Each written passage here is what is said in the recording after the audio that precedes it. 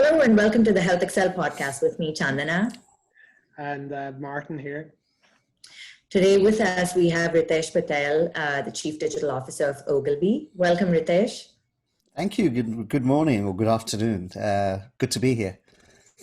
Great to have you. Right, let's jump into it. So, Ritesh, we've been dying to do this for a while. So, we're going to start back in the 80s in East London, where it all began. So, tell us. You're trying to get me back to places in cobwebs that I need to dust off. I think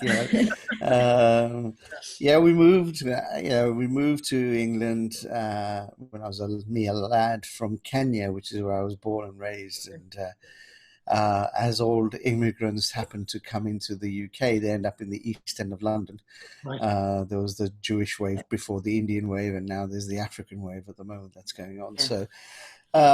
Parents were successful in Africa and they had to start again. So as a parent now, I can imagine what they went through. But as a kid, it was the thing that was imposed on me that I was not very happy about by my parents anyway. So, so growing up, you grew up in a very working class environment. There were a mixture of folks. Most of my friends were mainly, Jamaican or West Indian. Yeah. Large numbers of us used to sort of hang out together. That was the height of the National Front as well. Oh, nice. Green Street. Yeah. So where I lived, I lived off a main road in Forest Gate, East London, called Green Street. And there was a pub halfway down in the market, which is where the National Front was actually founded. And that's where they used to hang out. So, you go to the market and all these skinheads with the Dr. Martens and the bomber jackets would come out and accost you and tell you to go back to your own country and all that sort of thing. So it's an interesting experience. And that's probably why I left. When I got the opportunity the first time around to come to the US to come and work, took the chance because there was nothing going on in the UK at the time and it was tough. It's amazing, isn't it? You think of how trendy East London is now and it's only 30 years ago that, like, as you described, we kind of forget. So tell us the path from there to the US. Did you go to study in the US? Or? No. Yeah, I got a job in a hotel and I started off, my background is really much around hospitality and operations and technology.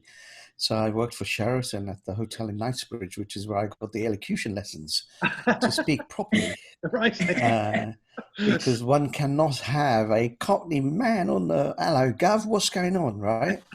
So they sent me off to elocution lessons, and I sort of learned to speak a little bit more properly around guests who were checking in the hotel. Wow. And then I went to work for a travel agency. Then the guys who owned the travel agency, it was a really interesting company in the 80s called Hillsdown Holdings. They had Harry Solomon, who had started that firm, was a leading sort of businessman in the Jewish community in England. And he was good friends with the guys who owned Granada TV, etc. Yeah. And they'd started a travel company and decided to open in America. And they needed somebody to come over here to help set it up for the guy who they'd partnered with. So it was supposed to be a short-term gig, come over, help get going. And turned out I stayed. The company I started to work for was called BPF Travel. And I think I was, employee number 10 or something in 1981, 82. And 85, we had offices in 43 states, 600 million in revenue. And he sold the business. The guy who owned it sold it to American Express. And I ended up at Amex for a little bit. And from there, went on to work at Citibank, doing travel, still travel, all oriented. Citibank had just launched ATM machines.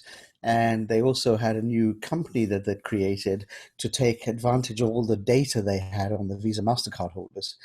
So I headed up a group that was looking at using that data, overlaying it with all sorts of psychographic, demographic data to come up with customized, personalized vacations. So if I knew Martin had just bought a pair of golf clubs, you'd get in your statement, a statement stuffer that encouraged you to go to your local golf place and you get a 50% discount to join it and learn and get 2 lessons, So pause for a second. How did you get into data and technology back in?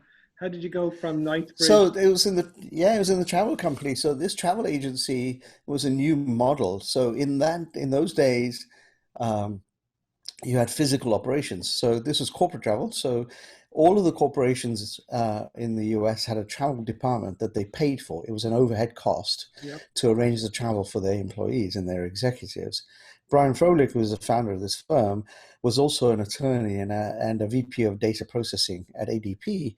And he saw a thing called Sabre at some event Yep. that was being launched by American Airlines. And he sort of said, that's going to completely change the industry. So he started an agency where he consolidated those travel departments. It literally would go to AT&T and say, those 500 people sitting in the call center in Piscataway, New Jersey, I'll take them on as employees. You don't have to have them anymore on your books. I take them on. I book, they'll stay there. They'll remain in Piscataway in the building. I'll pay you rent. I pay their salaries, but the revenue comes to me, and then I'll give you a check at the end of the year of a commission. Wow. And the model was you consolidate everything, centralize it, use computers, and you can make it up in volume. And that's what we did. So completely disrupted the travel business. He'd go out on the road to go call on clients, and he'd get a call every day. I just signed up Wells Fargo, just signed up AT&T, just signed up Campbell's Soup, just signed up Hughes Aircraft. It was just like, we get the call, Brian's at it again, typical Irish entrepreneur that he was. Yeah. And so I started learning computers. So I did a deal with him. I basically said, look, during the day, I'll do the work. And in the evenings, I want to learn and teach myself how to do these machines that are coming into the offices. Wow. So I taught myself how to program, learned Focus, IBM, learned Sabre, then TWA came out with PARS, and then United came out with Apollo and Galileo. And so every time a new system came in, I was the guy that was given the book and said, off you go, figure out how to make it work. Brilliant. So, Brilliant. I haven't even heard of some of these programs. What prompted you to go into healthcare? Because we're probably 30 years behind the travel industry. Yeah. It's a complete fluke. So, we came back to the UK for a while. I was at IT, running IT at Forte Hotels in the UK. And then the dot-com boom happened, and I came back to the US to work for agency.com, which is a big agency at the time. Through that, I'd met a young lady who worked at Coden Wolf PR, where they called us up one day and said, look, we need some help. 10 years later, I had just finished a job as the rolling out a global CRM system for Cushman & Wakefield. And a new CIO had come in and sort of got rid of all the old management. So plan was to sit on the sofa and watch the Euros in 2008, right? And drink beer. And I got a call from this young lady who's now a managing director at Chandler Kiko PR, and said, look, I remember you from 10 years ago. We need a head of digital. And I said, look, I know nothing about healthcare and nothing about PR. And her response was, we got 400 people who know PR and healthcare. We've got nobody who knows digital. Just as a favor, come and have a chat. And one of the good things that's been in my career is good mentors. So Bob Chandler, who ran Chandler Kiko, must have seen something, because the 30-minute conversation turned into a 2-hour interview with a job at the end of it as the new head of digital for Chandler Kiko PR, which was owned by Inventive. And very quickly, within a year, I also started doing stuff with the CRO. Inventive owned the Inventive CRO.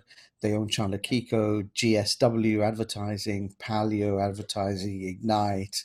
They had a big outsourced pharma sales rep business. So it was a mini conglomerate of all things healthcare. It was founded by a guy whose father was the CEO of Cardinal. Okay. So that was 2009. That's how I got into it. My first week there, I was sent to DC to listen in on the FDA hearings for the use of social media in healthcare. And, met the OGs of social media in pharma, Xuan Gui, Brad Pendergraph, Mark Monceau, John Pugh from BI. We were all hanging out together in a corner because they're the only ones who had a modem that you can access to get access to the internet. right? Oh, hilarious. And Wow. that's how we got going. So yeah, first client was BI. Went to a pitch in November of 2009 where we pitched a program called Drive for COPD. And I had YouTube, Twitter, Facebook group, videos, a handheld with an app, all sorts of things. Yeah. And BI, being brave as they are, said, right, we'll take it all, do it, everything. Can you actually do that legally? I'm like, sure you can. Why not? Yeah. Well, your head must have been spinning coming from the travel industry and your old boss going around signing up companies day by day to into the world of regulation and healthcare and pharma rules and all that type of stuff in Washington. So It's not that, but I did a stint in banking, as you remember, Citibank and Amex. So the financial services industry is similar in a way, from a regulatory perspective. So it really wasn't as, people kept telling me, it's going to be tough. One of my friends worked at Group DCA, which was a big agency in Morristown, New Jersey. We used to work together at agency, and I remember calling her and she says, oh, lots and lots of regulations. It's going to be really difficult.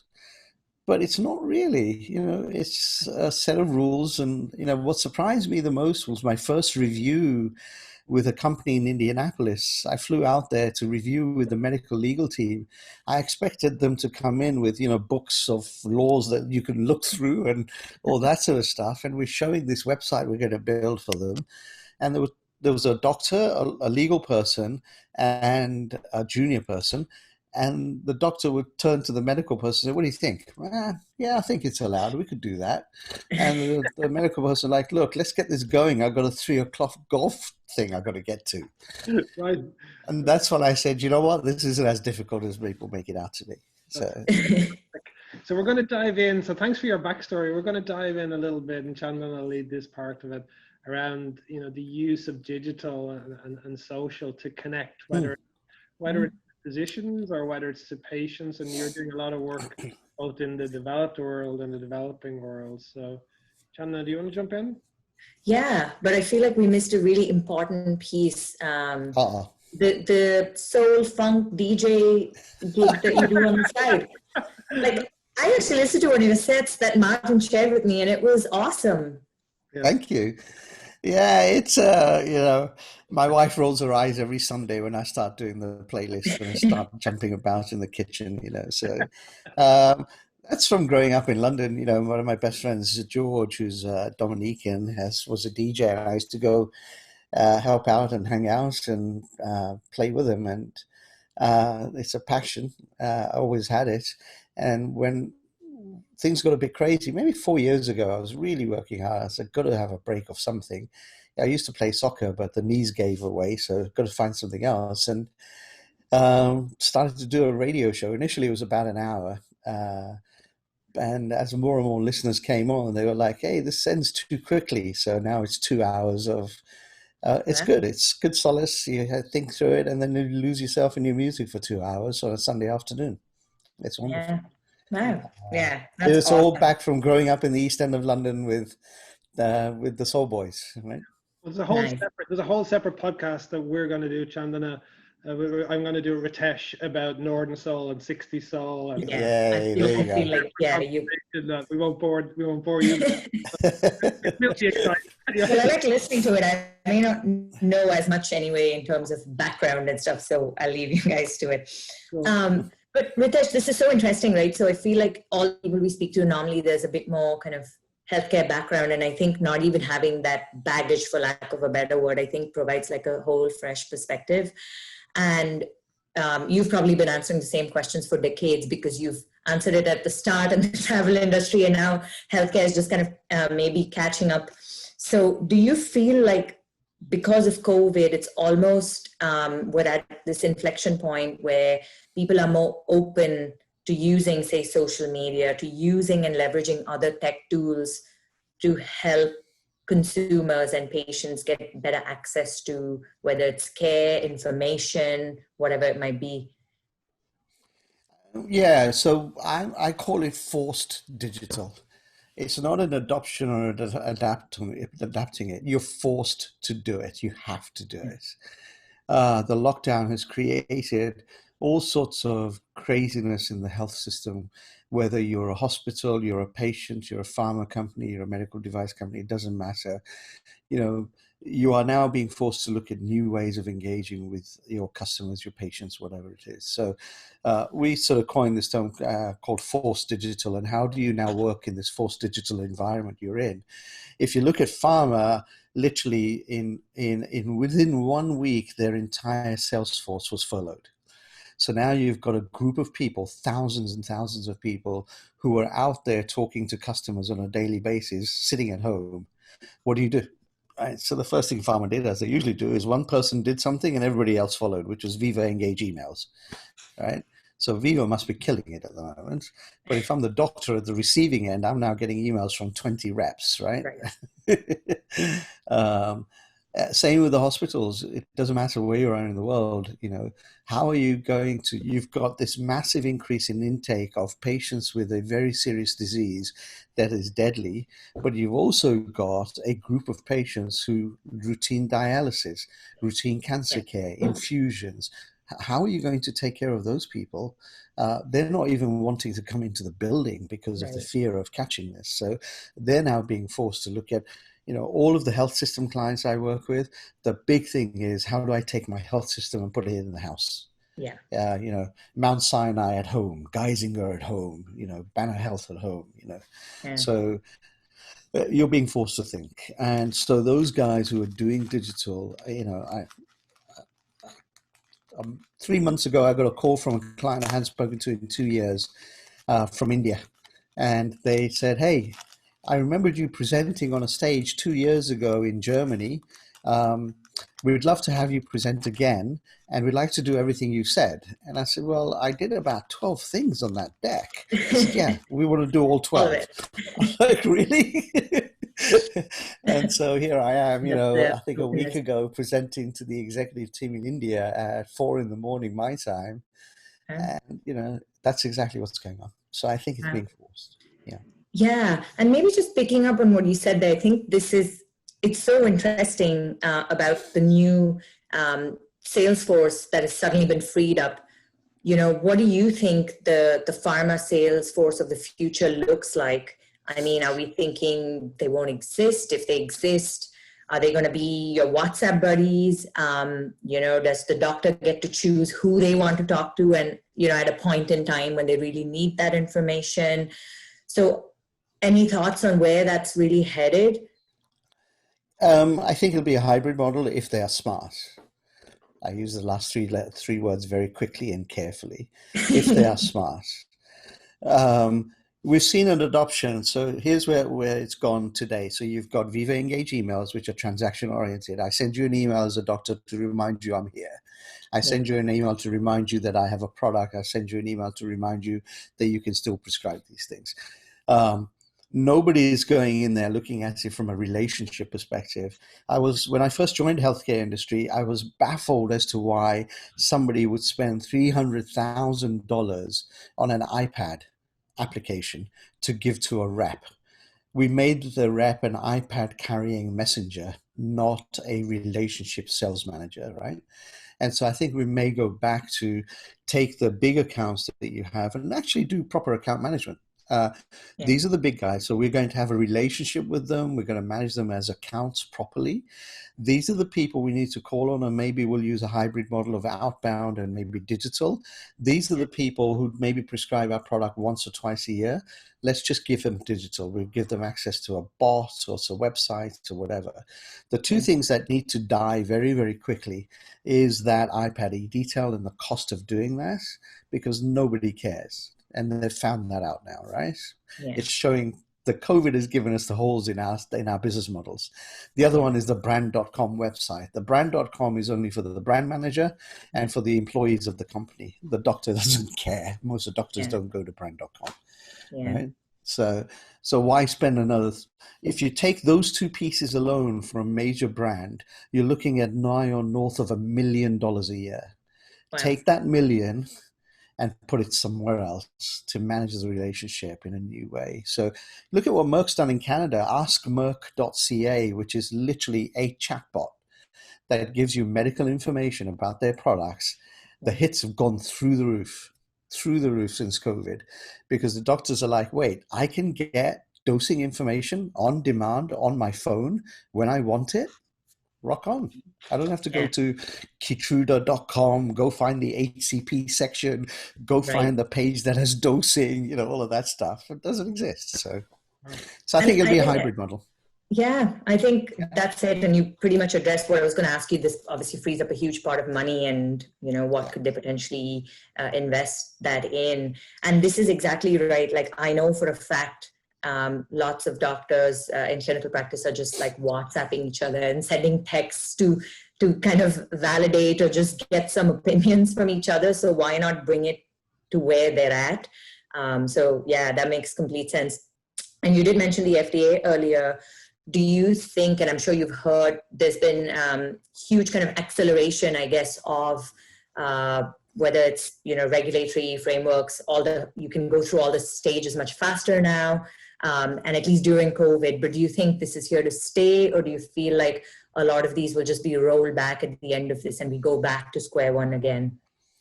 I think what we'll do is, and I've seen the evidence already, those things that are working, that are actually improving things, will stay.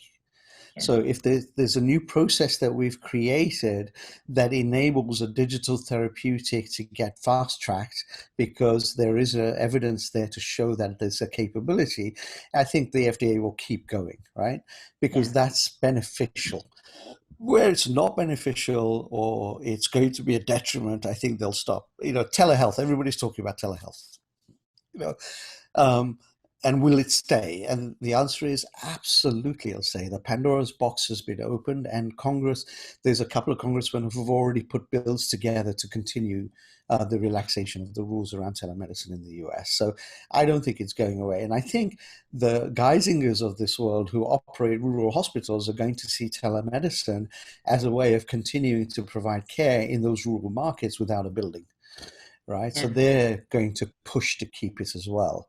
CMS has already said that they will keep the reimbursement model for Medicare and Medicaid and keep the code so that doctors will be able to bill their time and charge for it for internet advisory. So all of those things are here to stay, I think. So I think the rules will remain where they will be helpful to continue and deliver care or continue to deliver new products and services. I don't think that's going to go away, actually. Yeah, that's really promising, isn't it? And I guess as long as people who are making money by being in the business of healthcare continue to make money, I guess there's no reason why any of these have to be rolled back. Yeah, I think the issue will be, it's actually at the consumer level, right? Think about this. All the industries, you look at shopping, you look at delivery services, things that there was a generation that was using them. Now everybody is using them, right? I talked to a doctor the other day who said, you know what, until my daughter showed me how to FaceTime or do this thing on this iPad, I never would have used it. But now I know how it works, and now I know it really does work. Is a GP. He said, I'm going to move 50% of my routine things onto this platform because I know it works, right?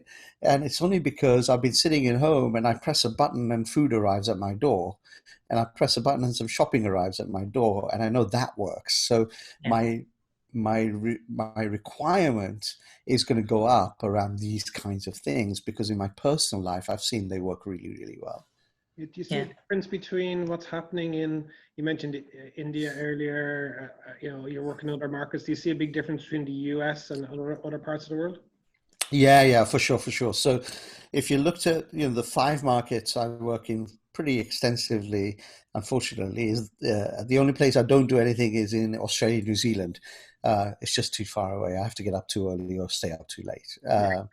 But well, I guess New Zealand has the benefit of an amazing leader, so they're exactly. Doing fine. They've done well. So so the US is really being forced and is kicking and screaming, getting there, but it's getting there. Latin America has adopted WhatsApp as the core tool. WhatsApp is everywhere. It's in their personal lives, and they just started to move it to their professional lives, right? And so doctors are on WhatsApp everywhere. Telemedicine is booming. If you look at Argentina, Brazil, Mexico, Colombia just launched Doc to Doc. New startups coming in, launching these new telemedicine, Babylon-like platforms, if you're familiar with Babylon, which is one of the pioneers of this stuff. So Mexico's got one now, Dr. Consulta. Argentina's got one. Brazil's got one. Argentina's Klingo, I think.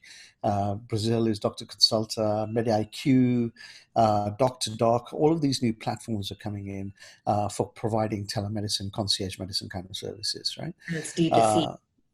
Exactly. Right. Exactly. UK, you've got the NHS now. Patients Know Best is finally, I met Mohammed when he started that business in 2009, believe it or not. Yeah. He spoke at an event that I ran for Chandler Kiko in London called Digital Pioneers.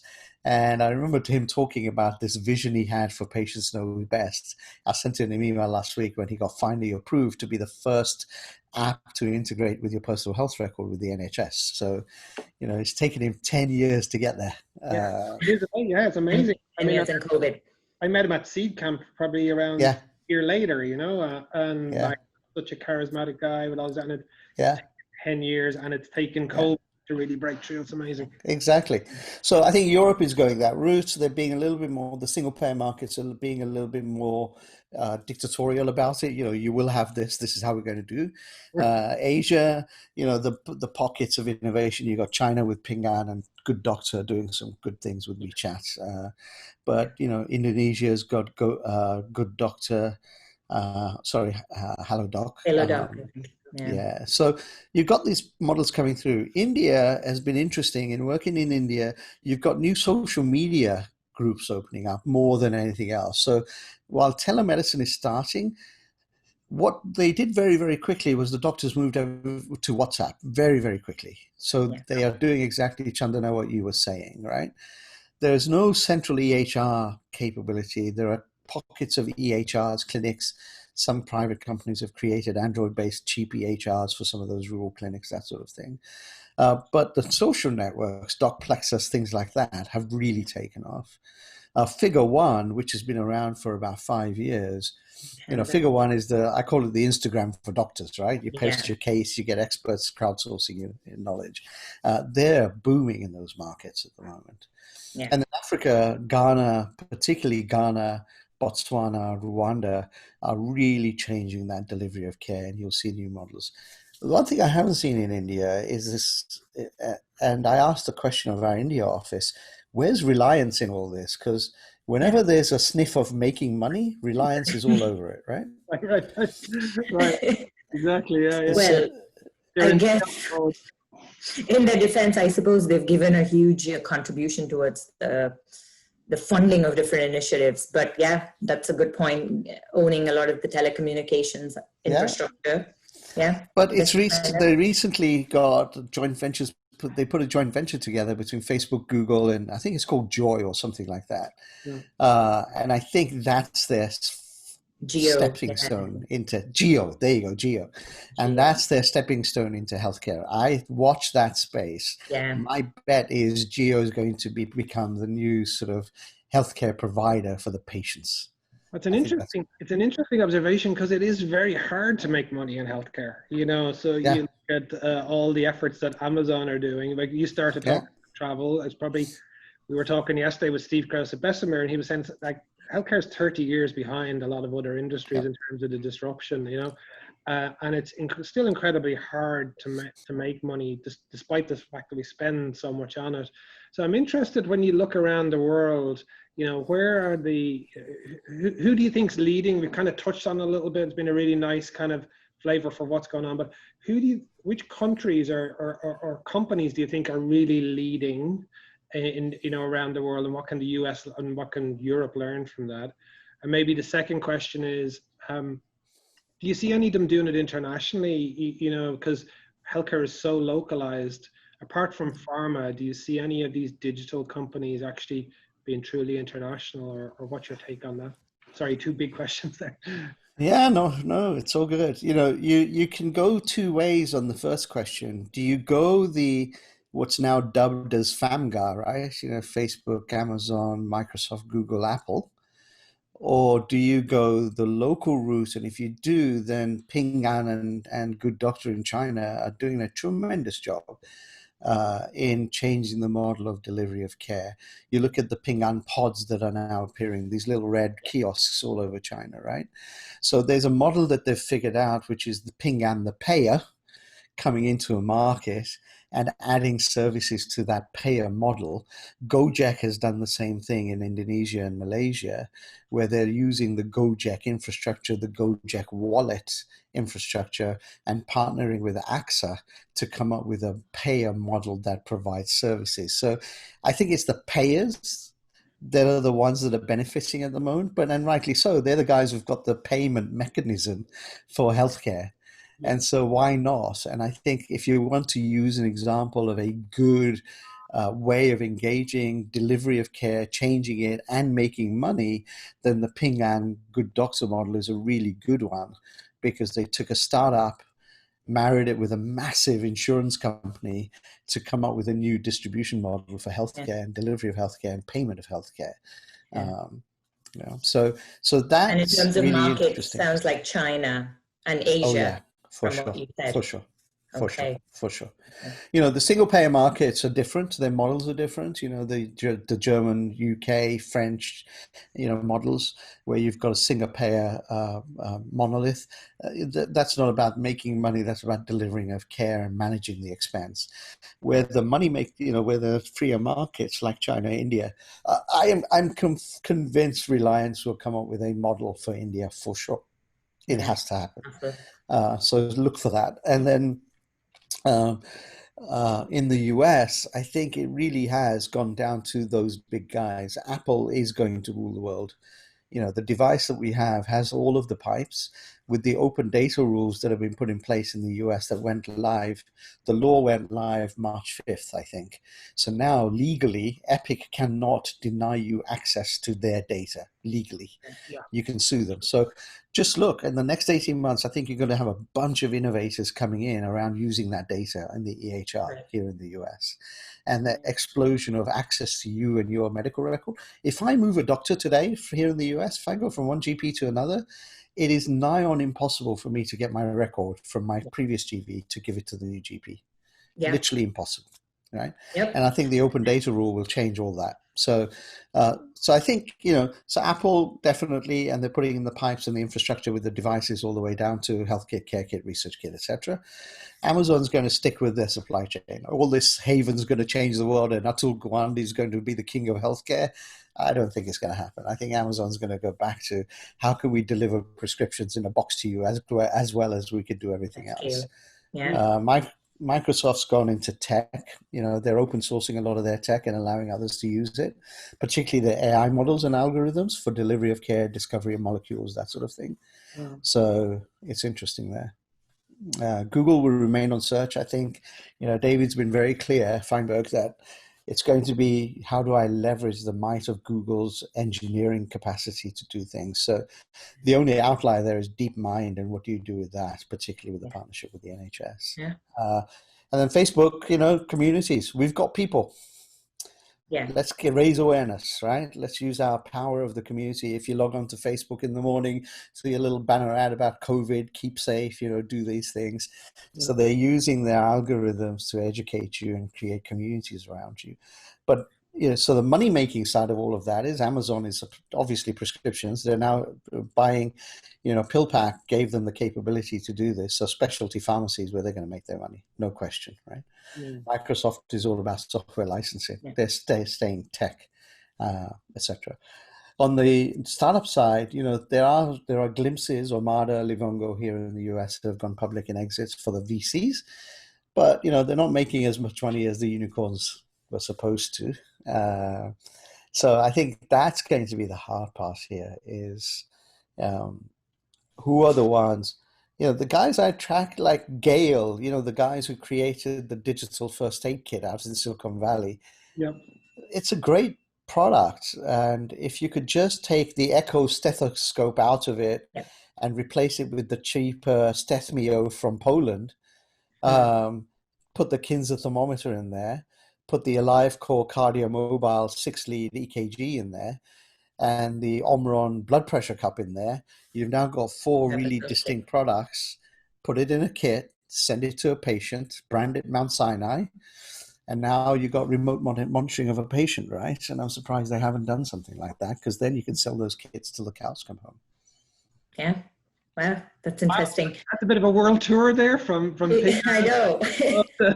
I'm not sure where to start, but that's been really interesting. And we had a lunch yesterday, and Esther Dyson was on, and we were asking people about geographies they're investing in, and Esther's always ahead of the curve, or always on the risk capital side. She was talking about investing in African companies, which I thought was interesting. Yep. So yeah, Ghana is booming, Nigeria is booming. One of the things that the lockdown has actually expanded my mind in one way, which is the BBC News is on the telly behind me all day. And at 10:30 every morning, they have a show called Focus on Africa. And they literally highlight a country. And you see some of the things that are going on, and you just go, whoa, I never knew that, right? And so I think Esther's on a good bet there. Yeah. Excellent. So we could talk all morning, but I know you have other meetings and other Zoom calls to take, Ritesh. We're delighted you're going to join us on the 2nd of September. So both looking forward to it. Yeah, musical skills as well, and also going to entertain us. Yeah.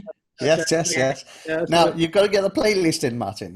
Come on, you've got to get your requests in, and we can do that. That's awesome. I feel like that should be a USP for the event. Each person who attends to send a wish list. Yeah, there you go, and we'll pick one. Yeah.